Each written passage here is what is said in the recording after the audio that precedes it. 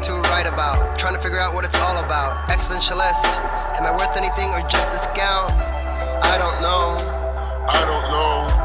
I don't know. Spending time all alone, sending my songs to the phone, dreaming of a better home, meanwhile focused on trying to hone this craft, witchcraft. I hope the brujas let this last. I don't know.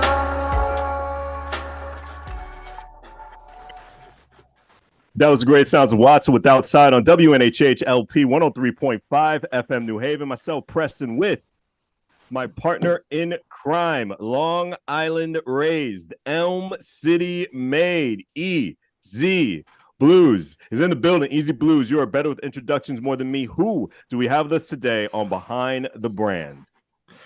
Ladies and gentlemen, it is easy to say that I have spent pretty much my entire existence being an ideas guy. I am someone that can come up with the idea and, then forget about it and it'll never happen. And there's no way to properly go through with that. And that's really because there's no organization that actually goes on inside this dome of mine. But what's super, super important is everyone who is sitting at home right now that has those ideas that can help your community, those ideas that could sit there and better the living existence for yourself and everyone else around you. There are avenues that you can go to. There are ways to start what is called a not-for-profit. Now, a lot of those things, you think about a not-for-profit, you're like, but why? Because it is there to support the community. It is there to leave a better footprint, and it is there to leave a better tomorrow.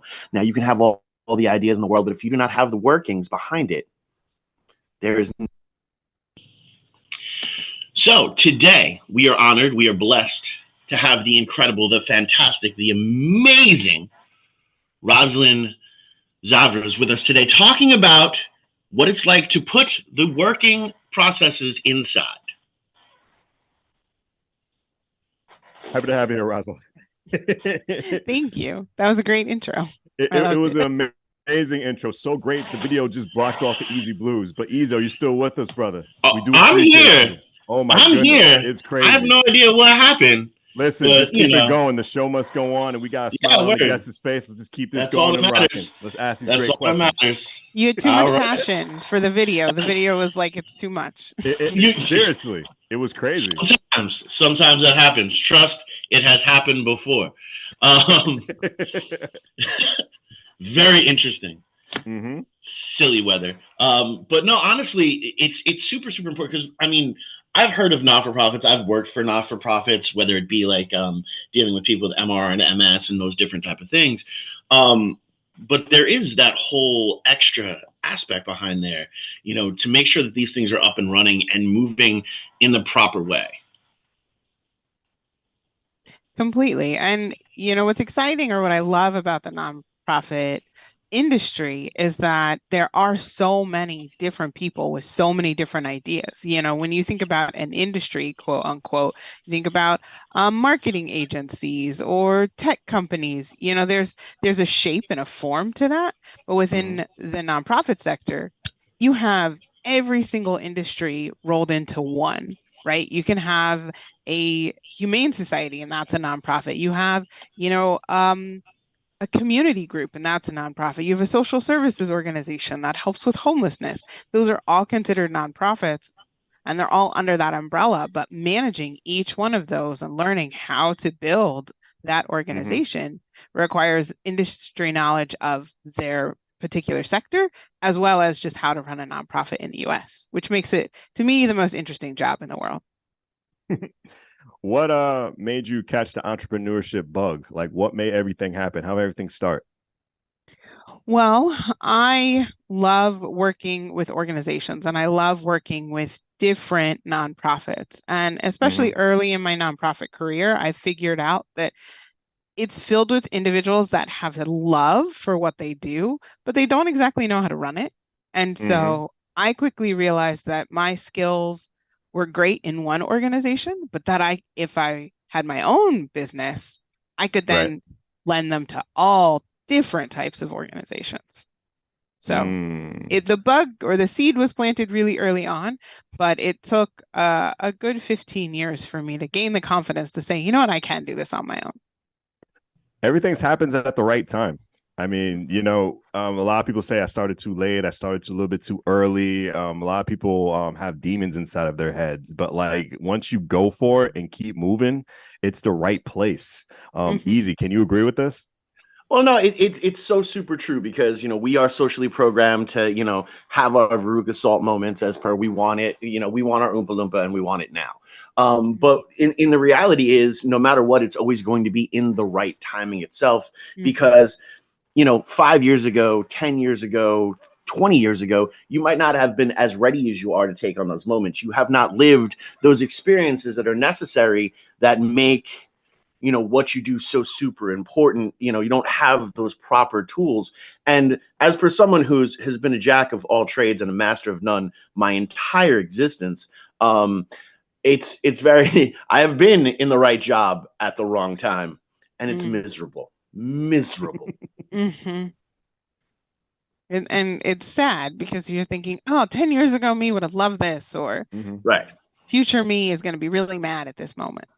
Yeah. Well, and it's so interesting because that's one of the things really that is so particular about our society itself. We have a lot of issue being in the now, understanding that right now is the best moment that you've ever lived.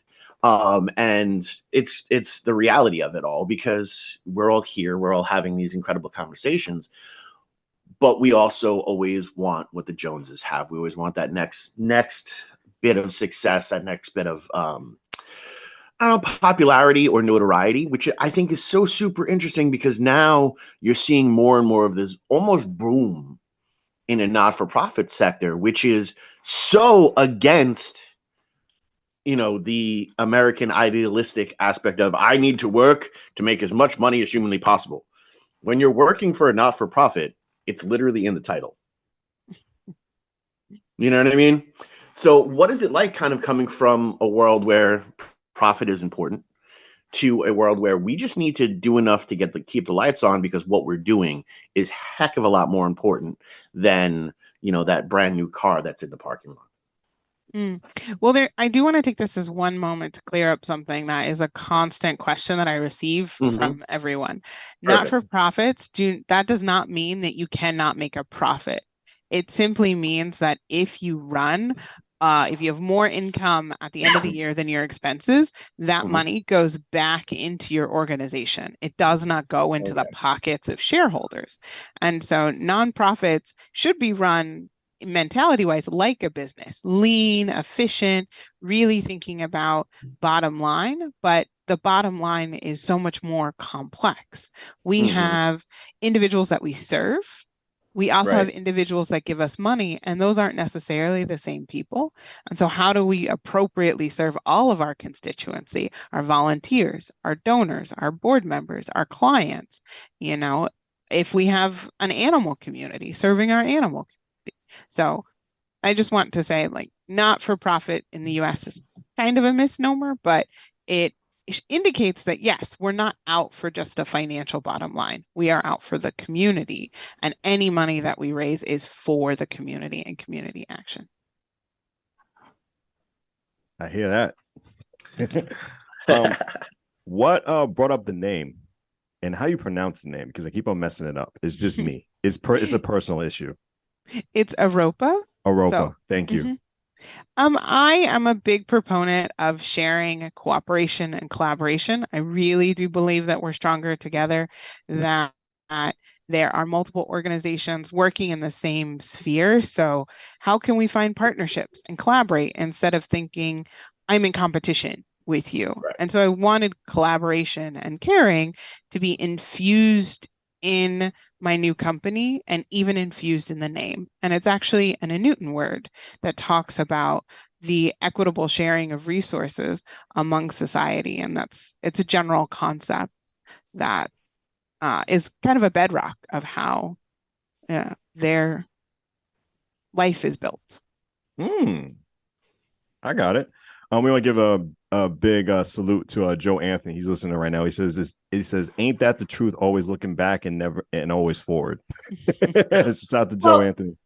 Well, that's the thing is conditionally, we are as a society, you can be overwhelmed and you can be underwhelmed, right? But you're never.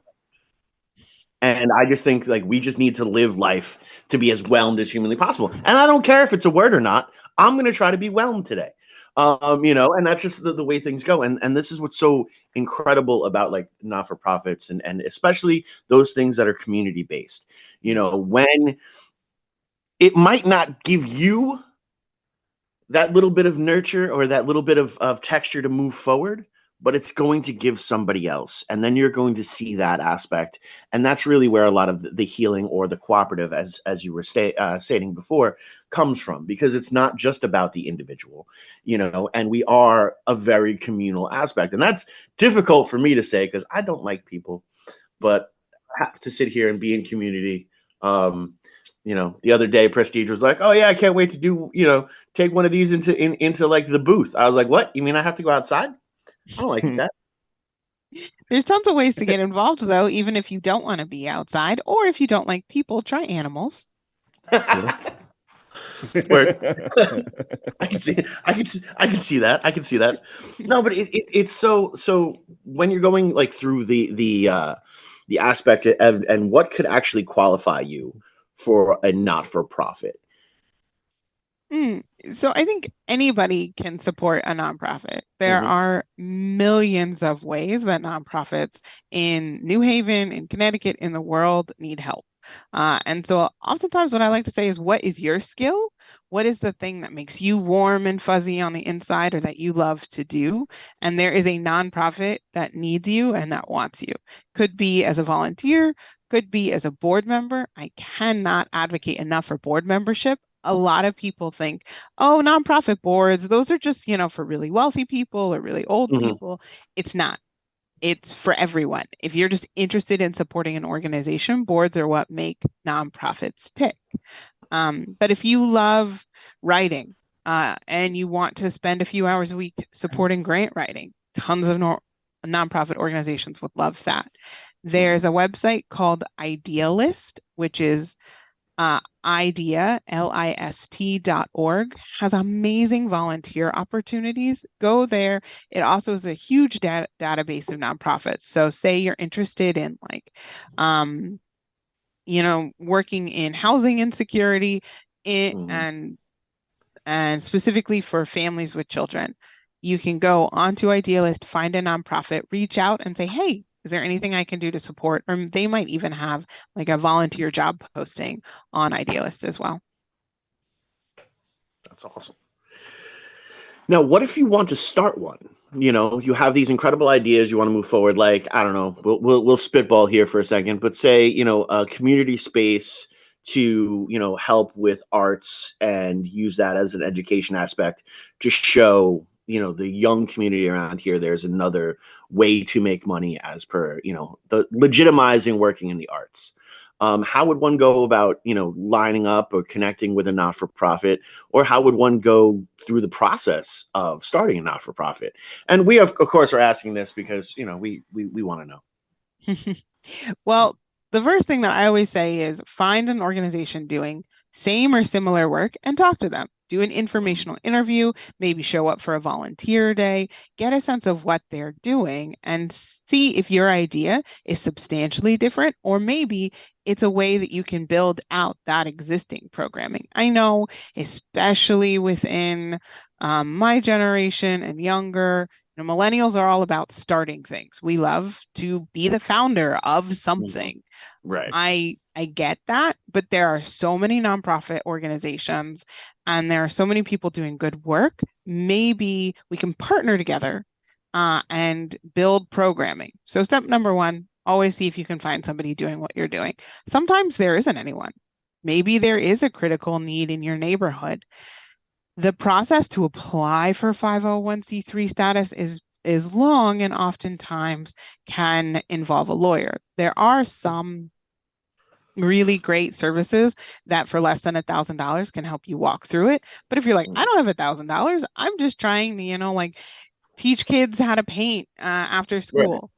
Right. There's a thing called fiscal sponsorship where another organization, again, normally pretty similar to yours, says, I like your idea. It's not something we can do, but if you want to use our space or if you need help, you can accept donations through us and you can start your programming, you know? So like I said, I'm a huge proponent of cooperation and collaboration, especially when you have an idea.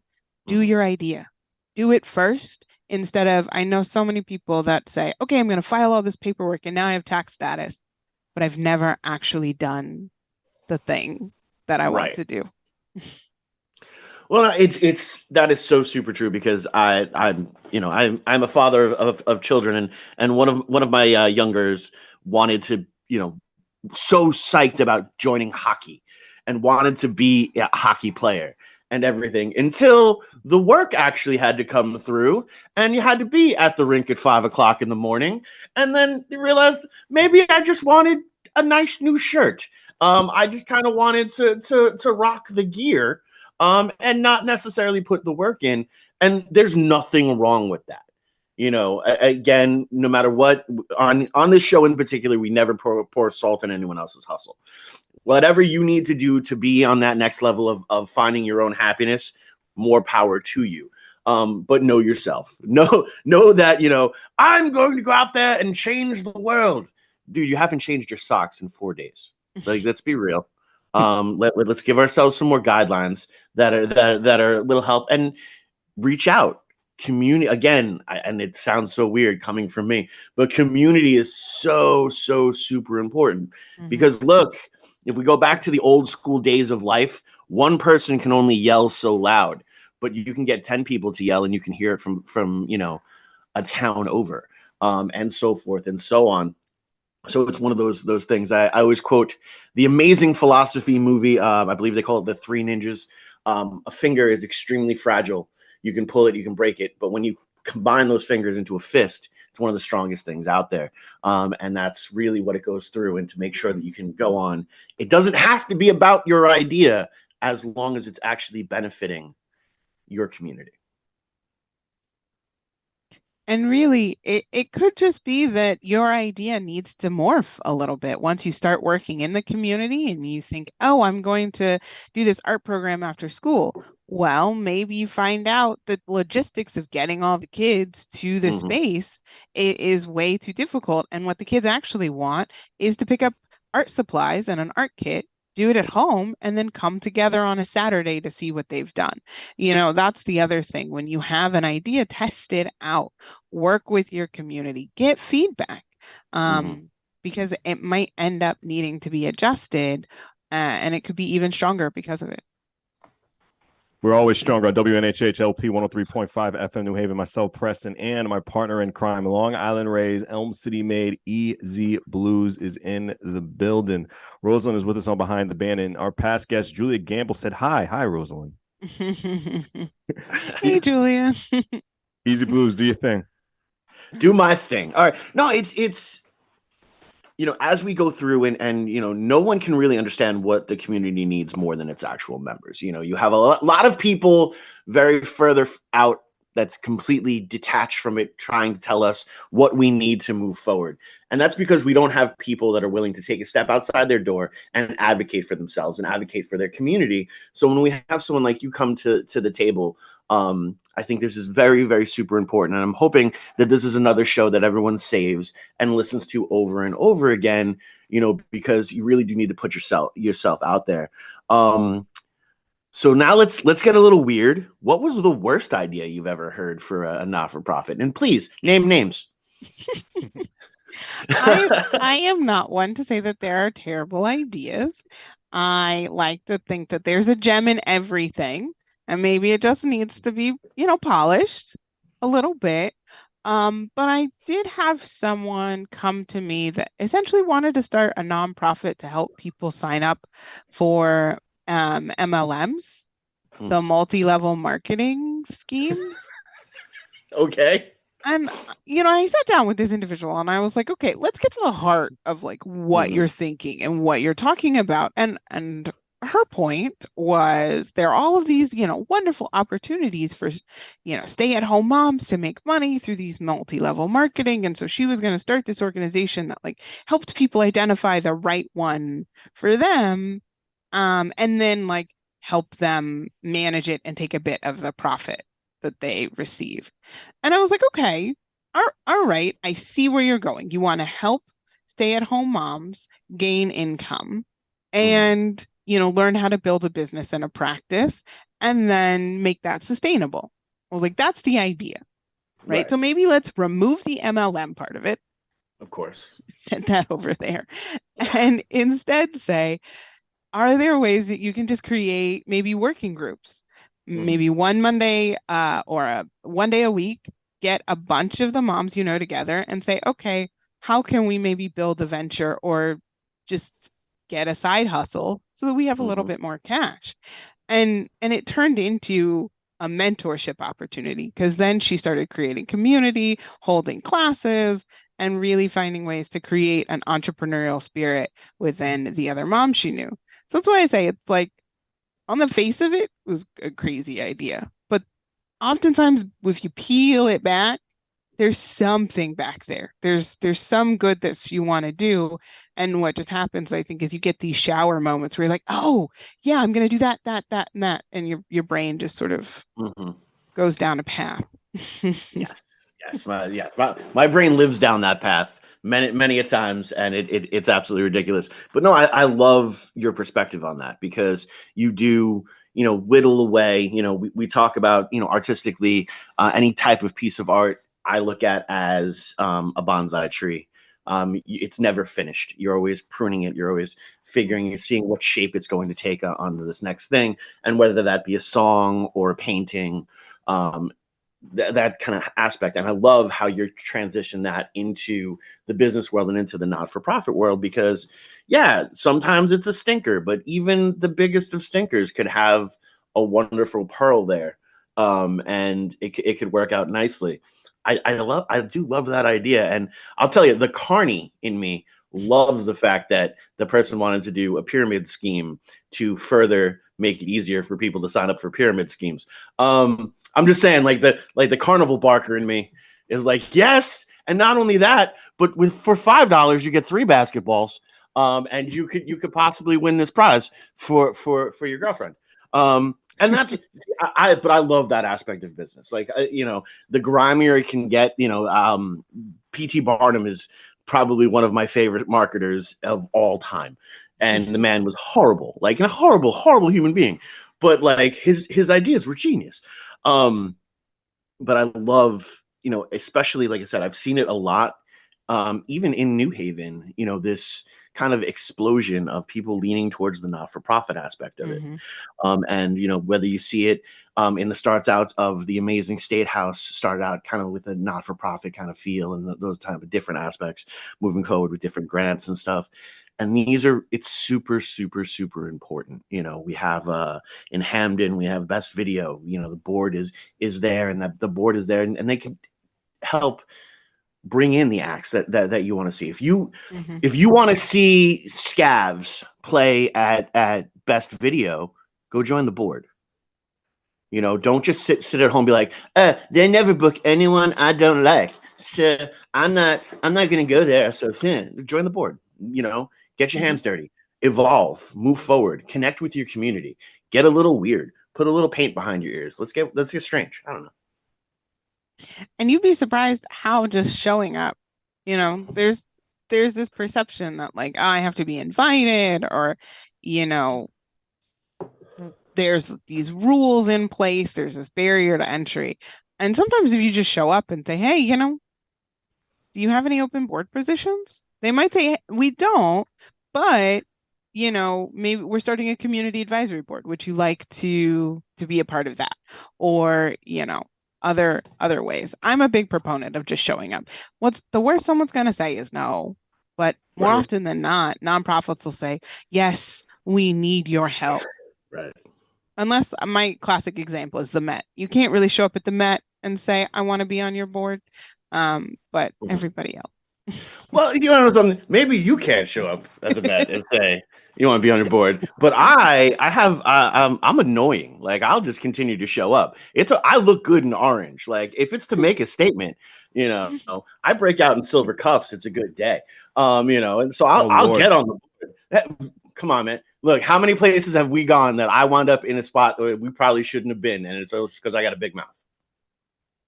Yeah, but like show up in orange or have any cuffs on. That No, never I didn't happened. show up. I look. You weren't there, but I left in orange and with cuffs on. You know. Oh my goodness. Oh my goodness gracious. Rosalind, tell me about your experience with the Boys and Girls Club. You seem to do a lot of work for those people, or have you done a lot of work for those people?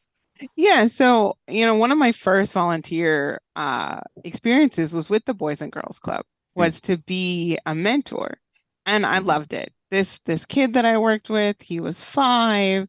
He had real anger issues, but loved to read. And I just remember sitting down and reading with him, and even talking about the books, getting really excited about it, and seeing his transformation was just a really powerful experience for me. And so that's always stuck with me. And the first opportunity that I had to work with a Boys and Girls Club, I was like, yes, I want to do that. That's awesome. I love the work that you're doing. And it's been much more on the finance and operations side. So Boys and Girls Clubs operate with a bunch of different activities. They have so many programs. They're networked organization, but each one is managed a little bit differently. And I find the tracking of all of that information fascinating, right? Right. Each program has different metrics of success, has different ways that it needs to be classified, and all of that has to translate into financial data that they can give to their donors, their funders, and grant reports to the states and cities that they operate in.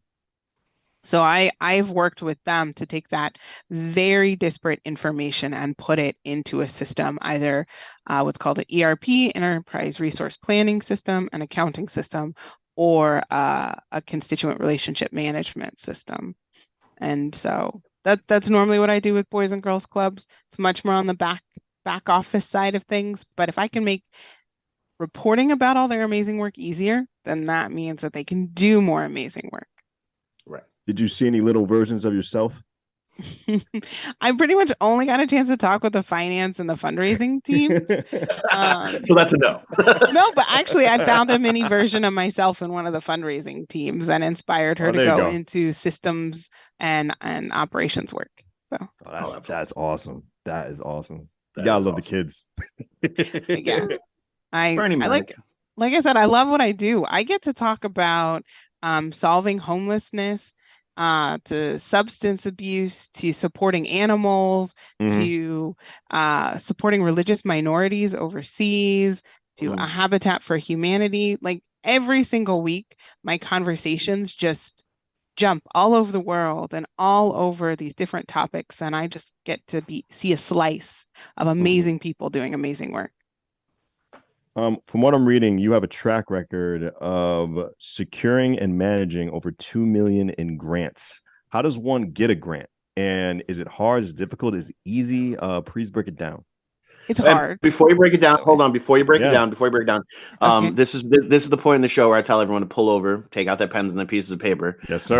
And write this down. This is important. So again, mark this at this time. Go back and listen over and over again until you figure this out. Okay, no pressure, but this is really important information. Let's go. Thank you. It is really important information because a lot of organizations think grants are going to be their strategy, and they're hard. And they're very hard and they're very time consuming. I have seen a $2,000 grant, right? Which is good money, but not that much when you're talking about building programming, paying staff. A $2,000 grant have a 10-page application process. Where a $50,000 grant also has a 10-page application process. Right. So the amount of money that you receive does not often correlate with the level of effort. So the first thing that I tell people when they're thinking about a grant strategy is sit down and assess your team. How much time do you have to devote to this? Do you have someone who's a solid writer? Do you need to hire someone who's a solid writer? I will say, I am really enjoying the AI revolution because ChatGPT takes out a lot of time in writing. Right? You can do a lot of grant prompts using these AI tools, but you still need a human, right? Yeah. They're only so good. And so do you have someone that can write this grant? Do you have the time to write that grant? And then the third thing is, are your priorities in line with the funder's priorities? Right. because if your programming isn't in their mission set, the best grant in the world is still not going to be of interest to them. They have a board, they have constituents and donors that stipulate their priorities. And even, I've been told this numerous times, even if you have a great relationship with the funder, you've been given money year after year after year, do not come to rely on that. Because again, their board, their funders could change. So all of a sudden, you have a $50,000 grant that you've been getting every year. And this year they're like, oh, by the way, we're working with something else, so we won't be giving that to you. That happened. So grant strategy is an amazing strategy if you have the time and energy to put into it, but it should be one leg on your chair of fundraising planning, right? It's not, because otherwise it's a Pogo stick. Yes, pogo stick. That's what I was. I got you. No worries. I was Don't like, stay how do stagnant. Yeah. Well, no, it's so true because when you try to look, everyone who's at home right now, please stand on one leg and try to stand on one leg for the rest of this interview. You will see that there's going to be issues with that. The more solid of a foundation you have, the easier it is going to be for you to stand and to walk and to move forward. So I absolutely love everything that you're saying right now because this is the stuff that we forget about because we get lost in the heat of the moment. And now this passion piece is all we think about moving forward. And I need to get this done. And then that pressure continues to pile it down upon you until it's just a variable quicksand. The more you struggle, the more further down you're going to go. And that's how ideas die. And we don't want that. We want you to be healthy. We want you to be able to move forward. We want you to fully understand and live the best aspect you can. Now, obviously, grants can be difficult. Grants can be great, but it's also, it's a matter of using them properly. I love how you spoke about, the AI chat, whatever it's called, because it's great. But also remember, the chat stuff is great. It's also going to be very formulaic. And remember all of those emails that are sitting in your spam right now, because you can tell it's written by a computer that you're not going to give any type of investment in. So make sure you're also putting yourself in there. No matter what, you are your product. Whether it be the idea or whatnot, they are believing in you just as much as they're believing in the concept as well. So don't ever let AI take you out of that. But that's just my opinion, and I'm not wrong. So no, I agree. I like to use it when I'm brain dumping. I'm like, okay, I have this amazing idea. I can't organize these sentences. I'm going to just type it all down like crazy. And then AI is great for reorganizing it, making it readable. I'm not the sort of person that starts with a blank prompt that's like, write me an essay about, the history of the moon. Because you're going to get a computer writing you an essay about the history of the moon. In the early 18,000s. I was just thinking that in my head too. Like you took that thought right out of my head. It's like it's like we're there. Exactly. You're about to get a 20-page essay about the cheese. It was there. I blanked out for a couple seconds. Your mind just went there. I was wondering for a second. It wasn't a brain fart. It was just a brain pause. It's crazy because, like, Rosalind, you were speaking about AI. Like, I'm a little bit scared about AI. It has its goods and its evils. I mean, we're on strike right now. We're not technically on strike, but like actors, writers, like entertainment industry is on strike right now because you're not. I love you, but we're on strike right now just because of AI and everything. And you speak of the good of it. We can use good for it. We had a previous guest, Darnell Dawson. And he talked about we were already using AI before. I mean, we had GPS telling us where to go and just, ways we can just use this tool for good instead of just take this tool for granted and cost a lot of people their jobs and their creativity. What are some other powerful ways we can use AI when it comes to starting a nonprofit, starting our own business? Please just give us examples and just tell us this great information. Well, the lifesaver for me is an AI scheduling tool. Gotcha. I run a small business. I'm also trying to start my own nonprofit initiative. I have a toddler, right? I work with a bunch of different clients. My schedule is nuts. It Right. is really hard to follow the thread. So I have an AI tool that I can incorporate all of my calendars in, my task lists, and it will reorganize things based on what I have to do. So, if I say, oh, okay, I have this big client report that's due on Friday and it's going to take me Mhm. 5 hours, it distributes that time throughout the week. And if I try to schedule over it, it's like, hey, your report is going to be past due because you're not giving yourself enough time. Right. It Mm. helps create scheduling links for me. And in the scheduling links, I can set parameters so that, like, if I have 2 meetings in a day and I don't want more than two, it will not let someone sit on my calendar. Okay, So that's unique. That's cool. no, it's awesome. I'm telling you, I got it when I started my business. That was the first thing I purchased after my Google domain. I was like, and I need help. Right. So that's my favorite. That's hands down my second favorite tool. And this is because Yes. I work in technology and I spend a lot of time training people. Hmm. It's called Scribe.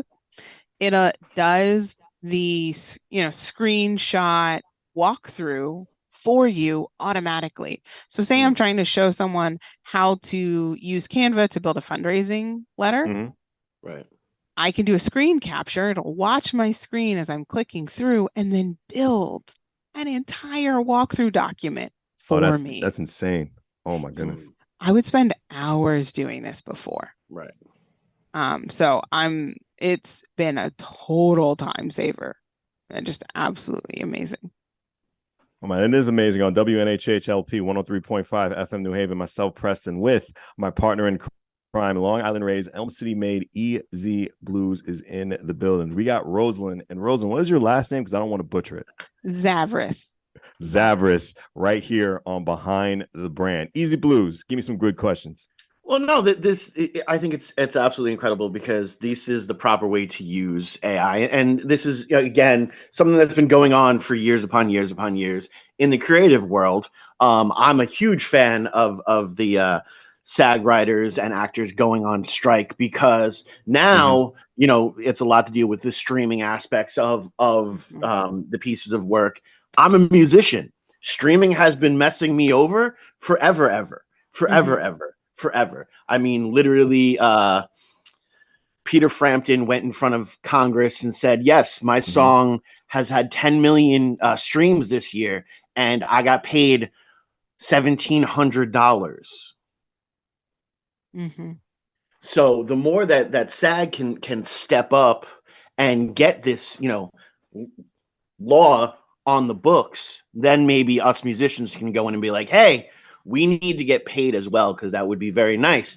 But I like doing this show too, so that's fine. But on top of all of it, when you can use it as a tool, some of the best musicians that are out there, like Trent Reznor, he takes the organic sounds and adds in the technology on top of that, and now you're creating, but you're never ever forgetting the human aspect. There's a difference, especially say you want to do a non-for-profit for the community. Don't use AI to make the graphics. Use your buddy down the block, and then on top of that, then that person's going to share that graphic anyway, and this is how you make that pebble expand further and further with the droplet in the water. But I'm a huge fan of using it when it is necessary. And considering I'm such a control freak, I find it very difficult to admit anything is necessary. So that's fine.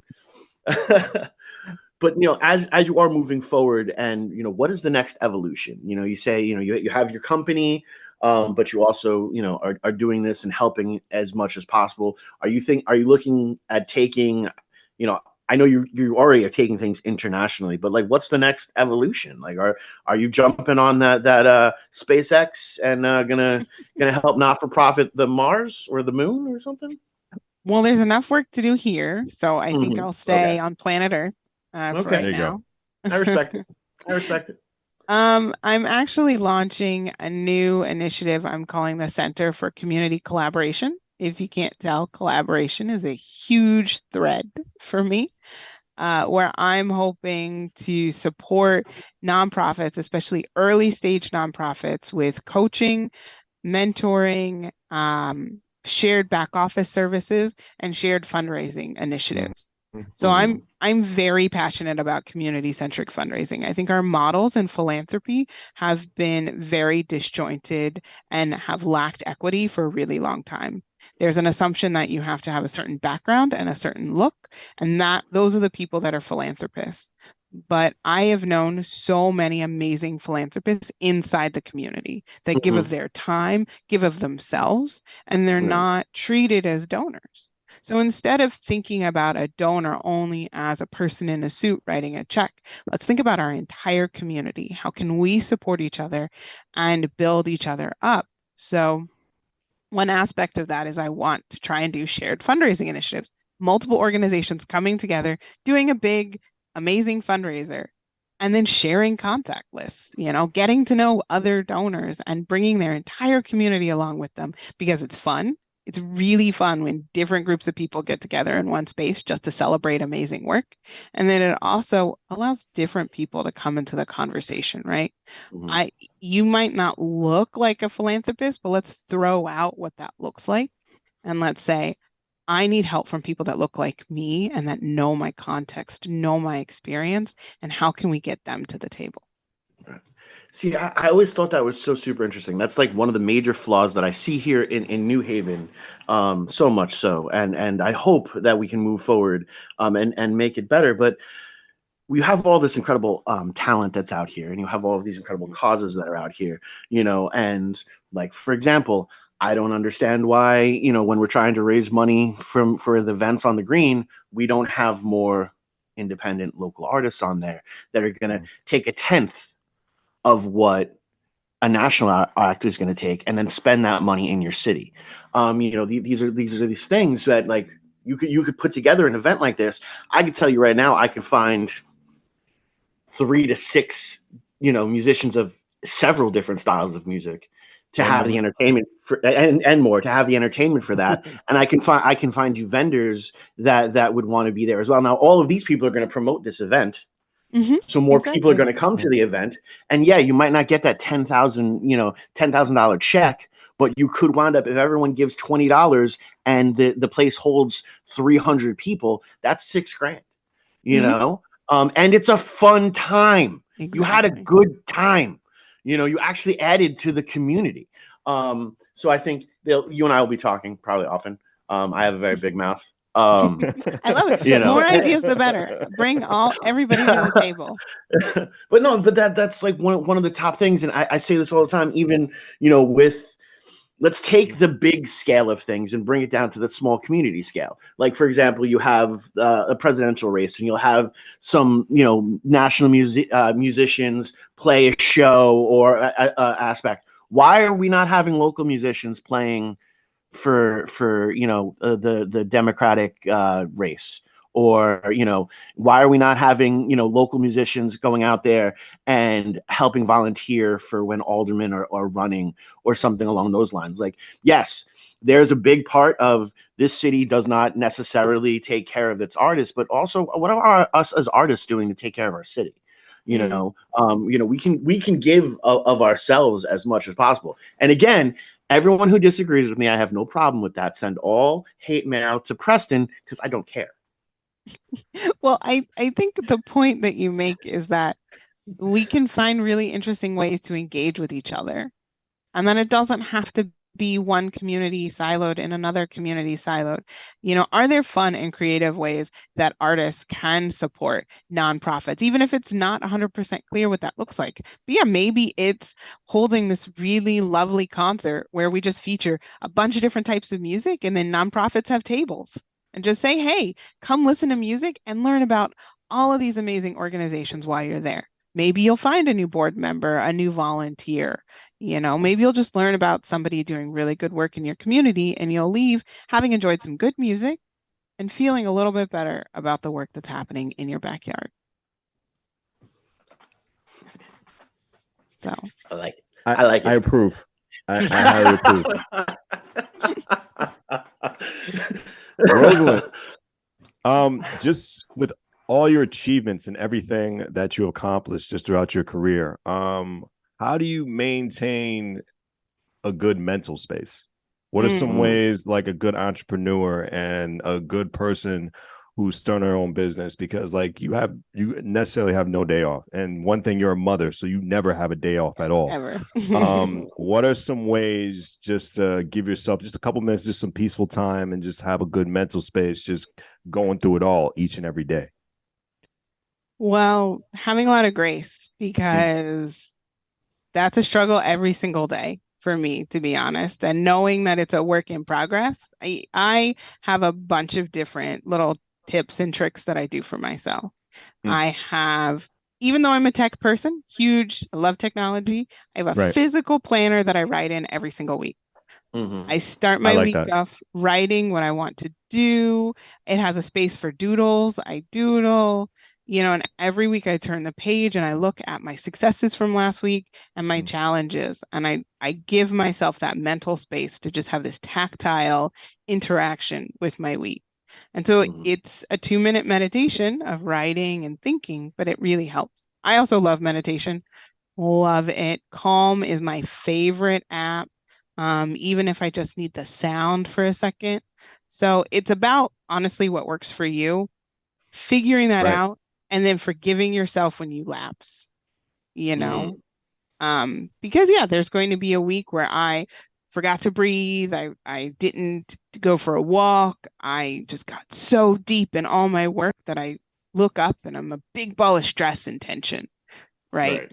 And instead of saying, God, Roz, like, why did you do that? You really should have meditated. I just say, hey, that was kind of a fail of a week. Let's prioritize our mental health next week. There you go. And try again. Best thing about the planner is there's no computer virus. You can't hack it. But you can't lose it. Down. Yeah, you can lose it. You can lose it. You can use it. Just gotta put it at that certain place where it is. And no one can get to it but you. That's the best part about the planner. Yeah, well, it's so interesting too, because like we spent our time going through school and hating to carry a backpack on us and all that kind of stuff. But now, like, as I'm growing and I'm evolving as a human being, I'm like, well, I'm going to need this notebook to write down the comedy ideas that I have, and this notebook is for lyrics, and this is for my schedule, and this one's to back up my schedule. I've got like 30 pounds in a backpack that I don't want to carry anymore.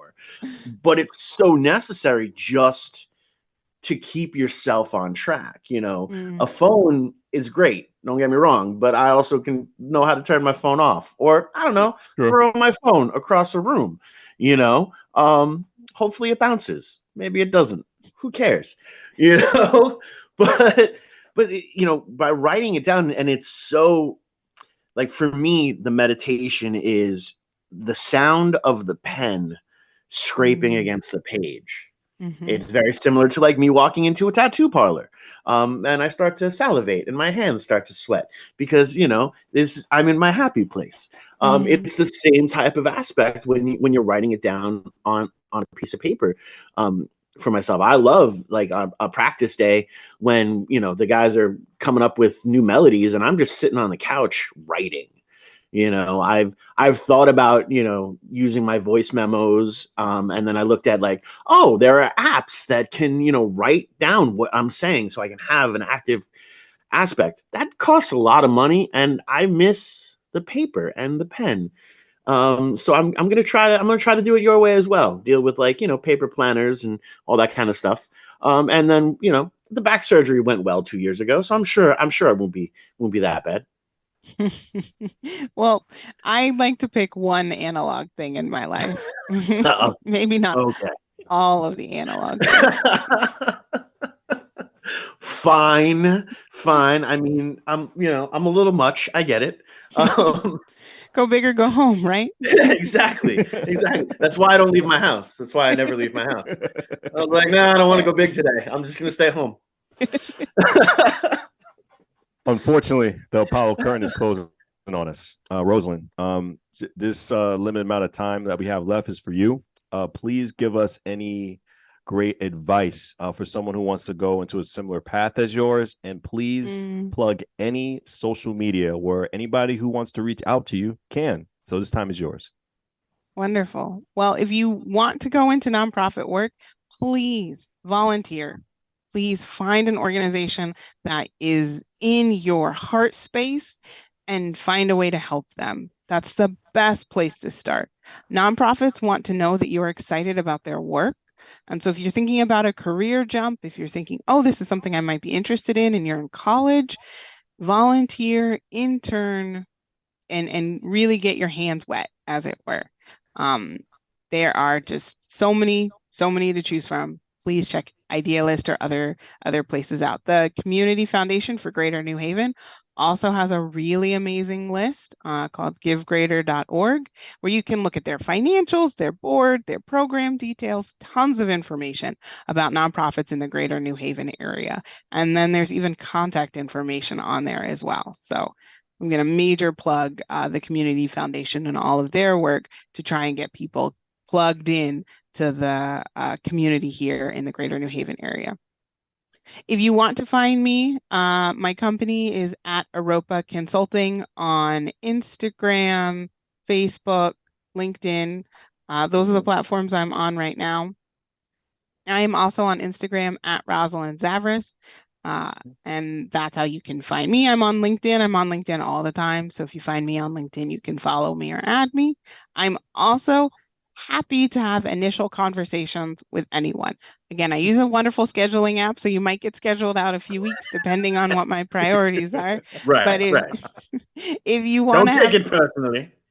If you want to have 15, 30 minutes just as a coffee or say, hey, I'm interested, please reach out. There's also a scheduling button on my website. So www.aropaconsulting.com.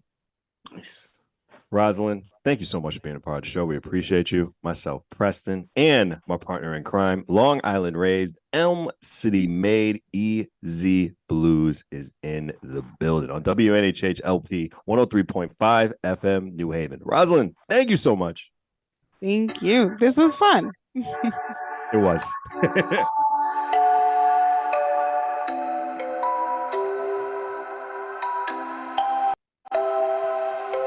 Wondering what to write about, trying to figure out what it's all about. Existentialist, am I worth anything or just a scout?